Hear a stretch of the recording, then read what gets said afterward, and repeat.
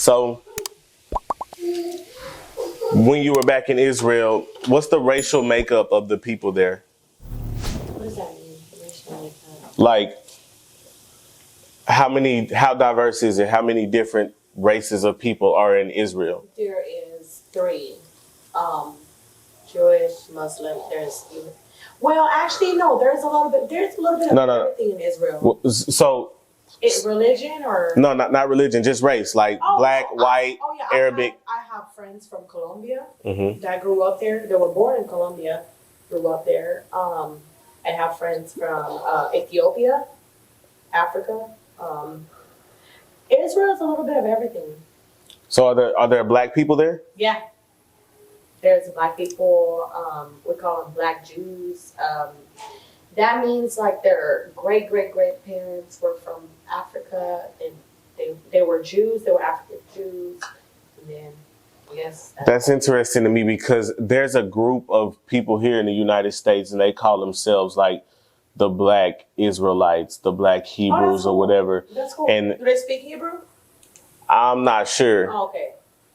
Me personally, I haven't really bought into it because until now, I didn't even think black people were in Israel ever. Oh, yeah. Oh, black people are everywhere in the world. Like, it's not just, I feel like there's black people everywhere. I don't know. In Israel, in Turkey, everywhere. Right. But I think where they lose me is with their theories and stuff is that their claim, at least from my knowledge, and I could be wrong, so let me say that for the record, but their claim is that black people are the original Jews and our identity's been stolen and all that kind of stuff. If you ask me, I believe that. Really? I believe. That's interesting coming from somebody from Israel. And a lot of people are like, Jesus is white. If you ask me, I grew up there. I don't know, but all I know is Jesus is black. Everybody have their own opinion. Everybody, you can think whatever you want, but if we're talking about that, Jesus from Israel? Yeah. Bethlehem. Right. That's right. Bethlehem. Right. Okay. So let me ask you this: Have you ever been there? I spoke Hebrew too. Okay. I spoke Hebrew one time around some friends a few years ago, and they looked at me like, "Are you possessed?"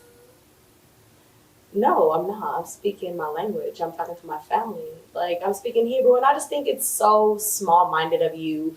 Everyone is so used to, like, hearing maybe popular languages, like Italian, Spanish, even Arabic, but Hebrew might be a little bit different. I don't know, but I have some friends that are like, "Oh, can you say that again? Can you say that again?"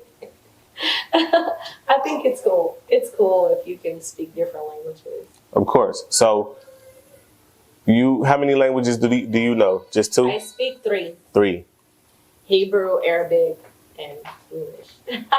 So, how would you say? Shout out to Rico TV in Hebrew. Okay, so. Okay, say it again. Shout out to Rico TV. בוא נמסור דש לריקו טלוויזיה.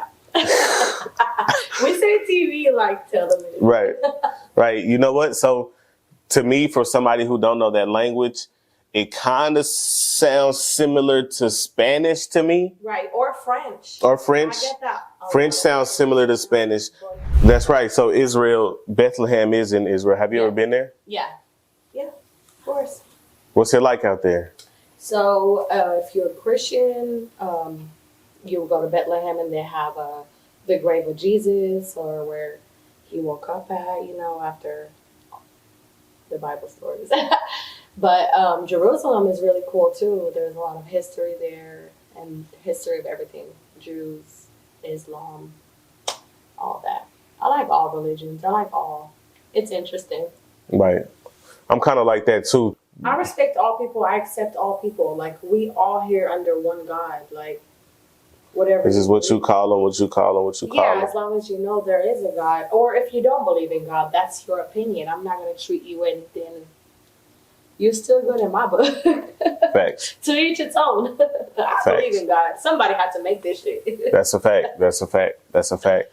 So now let's talk about the dangers of just the club, the atmosphere. What are the dangers? What are the ones that stand out to you at least? Being a dancer, I feel like they look at you weak. So it's easier to maybe, I don't know, you're just an easy victim because we're drunk, we're drinking, we're at the club, we're naked, we're vulnerable, But I've had a friend, I won't say a friend, more like a coworker. We danced at the same place and she came up missing. They couldn't find her, still can't find her to this day. And I don't know, like, you just sit there and think, like, what if, like, is she alive? I watch a lot of movies, so human traffic, I don't know, but I know that she was really cool enough that she didn't do this on her own. Like, something happened, but I don't know. Like, it was like 5 years ago, but it's dangerous. Or I also know people that have died from being with the wrong person at the wrong time and just promising somebody so much, and if you can't deliver that, they feel played. Okay. I know a dancer that died to that. He shot her, an older guy. He shot her on the highway. He actually had a tracking GPS under her car. She promised, I don't know what, being in this business, you're selling a fantasy, you're selling a dream. That's what we're there for. You think you're selling a lap dance, you're selling a dream. I don't know what type of dream you sell, I don't know what, but some people stand on that. So, yeah, he had a GPS, he knew where she was at, shot her. Okay, so first off, I'm going to ask you this. Have you ever seen the movie Players Club? Yeah. Okay. Don't let it make you. Facts. You got Lisa Ray. What's her name in that movie again? Diamond. You got Lisa Ray. You got Diamond. You got Ebony. Ebony, right? But Ebony is one of those baby strippers that is so, how you call them? Like, curious. You're curious about the game. You want to know how much you're going to make. You want to know what's going to happen. You think because you go home with this guy, you're going to make all that money. No. You're just going to have a wet ass at the end of the day. You're going to feel played. Like, ain't nobody going to pay you. If they would have paid you, they would have did it at the club. And after the club, if you want to go home with them, that's on you. But she was just too drunk. I love that movie. It's my movie. Facts. But, okay, there's an infamous scene where there's kind of a creeper in the club. Yeah. And he follows Diamond home. Yeah. And my memory is a little foggy on that movie right now. I always make sure you get home safe, Diamond. Facts. She was like, what are you doing here? He said, I always make sure you get home safe. Yeah, you got them. You got them people that wait at the club, after the club. And that's why they ask you, what are you doing after the club? I'm going to tell them straight up, I'm going to go get some food. I'm going home. I don't want to hang out with you. We're not there to hang out with you after the club, Kind of to turn this to somewhat of a teachable moment for somebody who might be watching this, who is thinking about getting into it. What are the red flags of somebody like him, somebody that's capable of following you home? Oh, this is what they say. I can take you out of this, or you don't have to do this no more. I choose to do it. I want to do this. Like, anyways, yeah, they'll say, you don't have to do this no more. If you just be with me, we're going to take over the world. We're going to get this money. They don't get no type of money. Anyways,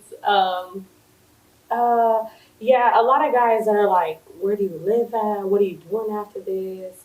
What type of car are you driving? And then after the club, you see where they at, and they're waiting for you to take off, Do the clubs protect y'all as dancers? Like, what are some things they put in place to kind of come to go against that? Security. When you leave the club, they're walking you to your car. They're making sure you're good. Even when you first walk in there. And then if you're too drunk to go home, they'll get you an Uber home. But security play a main part. You know, I tip all my security because even though they get paid, you still want to make sure you're good with them. But they do a good job. You know, just walking into a car and having a gun on their hip. You know, just it makes a big difference.